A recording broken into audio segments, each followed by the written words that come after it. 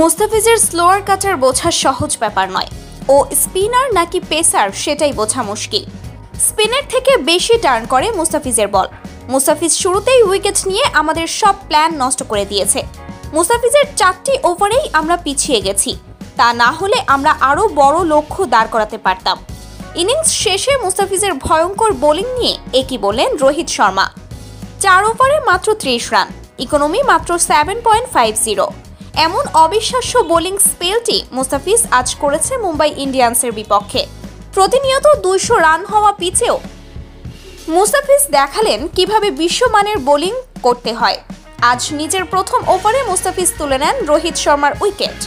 Innings break চলাকালে রোহিত শর্মা উপস্থাপকের করা প্রশ্নে বলেন, মুস্তাফিজকে নিয়ে আমরা ম্যাচের আগে থেকেই চিন্তায় ছিলাম এবং যা ভেবেছিলাম সেটাই হলো। সে দারুণ বোলিং করেছে। মুস্তাফিজের স্লোয়ার কাটার আমি বুঝতেই পারিনি। ফিজের স্লোয়ার বোঝা খুব কঠিন ব্যাপার। ও স্পিনার নাকি পেসার সেটাই বোঝা মুশকিল। স্পিনের থেকে বেশি টার্ন করে মুস্তাফিজের বল।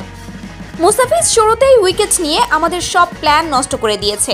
মুস্তাফিজের 4টি ওভারেই আমরা পিছিয়ে গেছি, তা না হলে আমরা আরও বড় লক্ষ্য দাঁড় করাতে পারতাম।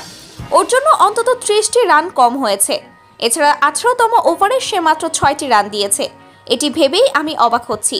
ফিজের জন্যই দিল্লি এগিয়ে গেল।